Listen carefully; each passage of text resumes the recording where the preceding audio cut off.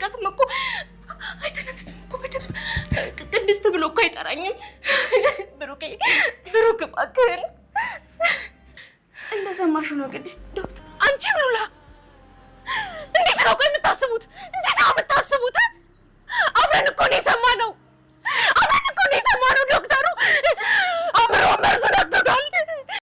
በጣም የሚያሳዝንና ልብ የሚሰብር ነገር ተፈጠረ። በስተመጨረሻም ማህሌት የካሌብ ሞሲሳን ጉዳይ ጨረሰችለት። ብሩክን በትራስ አፈነችው። እጅግ ልብ ይሰብራል። እጅግ ያሳዝናል። የተወደዳችሁና የተከበራችሁ ፕሌስ ለቤት አዲስ የሆናችሁ ደገፍ ሰፖርት አድርጉኝ። ተወዳጁ ምሳሌ ዛሬ ማጓጊና ልብ አንጠልጣይ እንደሆነ ቀጥሏል።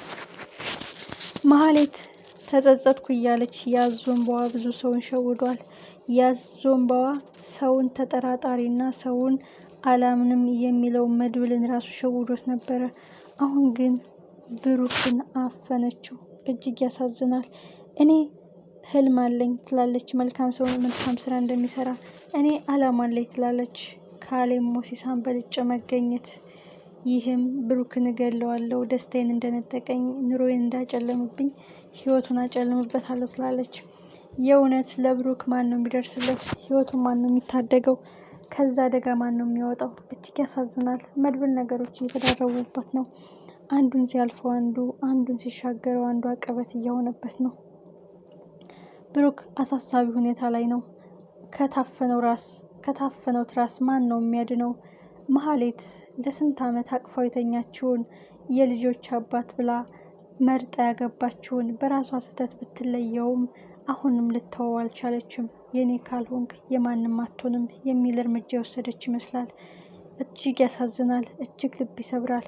በባለፈው ምዕራፍ እንዳየነው እንግዲህ መድብል ወደ ብሩክ ክፍል ሲሄድ ብሩክ ራሱን ስቶ እንደነበር አይተናል። በዶክተሮቹ ርብርብና ወደ ራሱ እንደተመለሰም ውስጡ ደህና ነገር እንደተፈጠረም አይተን ነበረ። አሁን ግን ማህሌት ይች የተጨነቀችን ነፍስ ማስወገድ እፈልጋለሁ ትላለች። እጅግ ያሳዝናል። ማን ነው የሚደርሰው? ማህሌት ሁልጊዜ የሰዎችን ክፋት እየጨመረች ነው፣ እየቀነሰች አልመጣችም። መድብል ክፋት በክፋት አይመለስም። እሷ መልካም ለመሆን ከሞከረች እድል እንስጣት እያለ የተሸወደው መድብል በከባድ ጸጸት ውስጥ ነው ያለው። ምን ነው ባልቀርባት፣ ምን ነው ተለውጫለች ብዬ ባላስባት እያለ ነው። ቅድስት ያየችው ማመን አቅቷታል። እጅግ ልቧ ተሰብሯል። ህልሜ ተነጠቀብኝ፣ መብራት የጠፋብኝ፣ አይኔ ታወረብኝ። ይህ ሁሉ ጥላት አጠገባችን ሁና የይቅርታ ልብ እያለች በደንብ አድርጋ የነከሰችን ማህሌት ናት ትላለች። ትልቅ ጉዳይ ለብሩክ ማን ነው የሚደርስለት? እጅግ ያሳዝናል። መድብልም ሐኪም ቤት የለም፣ ውጭ ላይ ነው ያለው። ቅድስት ያን ሰውዬ ለድራማ ነው የላኩት። ካርድ ክፍሉ የቱ ጋ ነው ብሎ የተላከው በእርግጠኝነት ማህሌት ይችን ልጅ ቀየስ አድርገህ አንሳልኝ ብላ የሆነ ብር ሰጥታውም ሊሆን ይችላል የሚል እምነት አለኝ። ማህሌት አሁን መድብል እጇ ከገባች ዘልዝሎ ነው የሚጥላት። ሰው ከስህተቱ እንዴት መማር ያቅተዋል? ከጥፋቱ እንዴት መመለስ ያቅተዋል? ሁልጊዜ አስተሳሰቡ ወደታች፣ ሁልጊዜ ክፋትና ሴራ። በጣም ያሳዝናል። መድብልም ስንቱን እንዳላገዘ፣ ስንቱን እንዳልታደገ፣ ስንቱን ከጭንቅ እንዳላወጣ አሁን እሱ በጣም አጣብቂኝ ውስጥ ገብቷል። በአንድ በኩል ፋይናንሱ ራሱ ቀንሶበታል። ገንዘብም የምናሳክምበት የለም፣ በሰርጉ ወጪ በሆነ ነገር ጨራርሰነዋል እያለ ነው። ይህ ማለት ብሩክ በከባድ አጣብቂኝ ውስጥ ነው ያለው። በሌላ በኩል ደግሞ ካሌብ ሞሲሳ ማህሌት አንቺ ብትፈጽሚውም ለእኔ ግን ይጠቅመኛል፣ የመድብልን ፍርጥም ጉልበት ያደነዝዝልኛል፣ ወንድሙ ላይ ትኩረት ሲያደርግ ጉልበቱ ያጥራል እና ጥሩ ስራን የሰራሽ ብሏታል። ታሬ መልካምነት እየሆነ ነው፣ ወደ መድብል እየተጠጋ ነው። የህፃናቶቹን የቀኑ እርዳት የየቀኑን ግድያ ማየት ዘግንኖኛል። ብዙ ንጹሃን እየተጎዱ ነው። ብዙ ምስኪኖች እየታረዱ ነው። ምን ላድርግ? አንዴ ገብቼበታለሁ። ለገንዘብ ብዬ ገብቼ ህሊናዬን ገዝቼ ለመውጣት እየሞከርኩ ነው።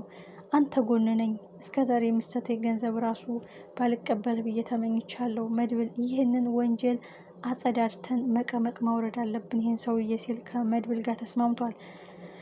የሚያሳዝነው ነገር ግን አንድ ትልቅዬ ሰውዬ መጥቶ ቅድስትን አስቀይሶ ወደ ካርድ ክፍል እንዲወስደው ካረገ በኋላ ማህሌት ወደ ብሩክ ክፍል ገብታለች። እሱም ብሩክን ቀጥታ ለማፈን የፈለገችው ብሩክን አፍነዋለች። ግን ህይወቱ ከማለፉ በፊት በትንሽ ተስፋ መሀል በነፍስ ውጭ በነፍስ ግቢ መሀል ማን ነው ደርሶ የሚታደገው? ማን ነው ይችን ከአውሬ የበለጠች አውሬነት የተቀየረችው ማህሌት የእጇን የሚሰጣት? ቅድስት ፈጥና ወደዛ ክፍል መግባት አለባት። በእርግጥ ዶክተር መስላ ብታስመስልም የማህሌትን ፊዚካሊ ቅድስት ጠንቅቃ ታውቀዋለች። ብሩክን ሊታደጉት ይገባል። ብሩክ ምንም መሆን የለበትም። በዚህ በኩል ሞገስ የት እንዳለ አይታወቅም። ነገሮች ድብልቅልቁ እየወጡ ነው። ማህሌት ለአሁኑ ያሸነፈች ከወደቀችበት አፈር ልሳ ብትነሳም እንደባብ አወዳደቋ ግን የከፋ እጅግ አወዳደቁ የከፋ እያደረገችው ነው። መድብል ነገሮች እየተበላሹብኝ ነው። የካሌብ ሞሲሳ ስር ሰድጄ ገዝግዤ ለመጣር ስሞክር ወንድሜን እያጣሁት ነው እያለ በከባድ ጭንቀት ገብቷል። ማህሌትም ካሌብ ሞሲሳን ጨፍልቄ እኔ የበላይ መሆን እፈልጋለሁ እያለች እያማናተረች ነው። ሜቢ አንድ ቀን ታሬ ፈጥፍጦ ሊጥላት ይችላል። ካሌብ ሞሲሳም ታሬን ያዝ እያደረገው ነው። እየተከታተልኩ ነው። ለምንድነው ማህሌትን የምትከታተላት እያለውም ነው። ይህ ማለት አንድ ቀን ከመድብል ጋር ፊት ለፊት ሲገናኙ የሆነ ሰው ከነገረው ከባድ ነው ለታሬ። ትልቁ ጉዳይ ግን ብሩክን ማን ነው የሚታደገው? ህይወቱን ማን ነው የሚያተርፍለት? ከዚህ ጭራቅ አውሬ ማን ነው ነፍሱን የሚያተርፈው? መድብል ቅድስት ከሁለት አንዳቸው ወደዛ ክፍል ካልተመለሱ በፍጥነት ማህሌት ጉዳዩን ጨርሳ ከመውጣት ወደኋላ አትልም። ውዷ ባለቤቴ ብሎ ስንት ዓመት ሙሉ አብረው የኖሩትን ጨክና አፈነችው። የልጆች እናት ትሆኛለች በተስፋ ሲታመንላት የነበረችውን እሷ ልቧን ሽጣ ገደለችው። እጅግ ያሳዝናል። ደስታ የተቀማ ዓይኔ ጠፋ፣ ሐዘኔ በረታ። አንድ ፍቅሬን አጨለሙብኝ፣ ዓለሜን ነጠቁኝ ትላለች ቅድስት። እጅግ የሚያሳዝን እጅግ ልብ የሚሰብር ህይወት። ስንት ንሾ ተናግረን ስንት ንሾህ ወተን ስንት ንሾ ተሻግረን ስንቱን አቀበት ወተን ዛሬ እድሜ ለማህሌት መልሰን ተንሸራተትን፣ መልሰን ወደቅን። ይህም በአንድ ምክንያት ነው። መድብል ተቀይራለች ይቅርታ አድርጉላት ብላ ወደዛ ቤት ባታመጣት እዚህ ሁሉ ሰጣ ገባ ውስጥ አንገባው ነበረ። እሷ እጇን ሰርታለች። ምክንያቱም ደስታችን አጨልማ ህልማችን አጨንግፋ ደስታችን ነጥቃለች። ከዚህ በላይ ምን አይነት በቀል አለ? ግዴታ መውጋት መግደል አይደለም እኮ። የመግደል ሙከራ አድርጋለች ስላልተሳካለው ነው እንጂ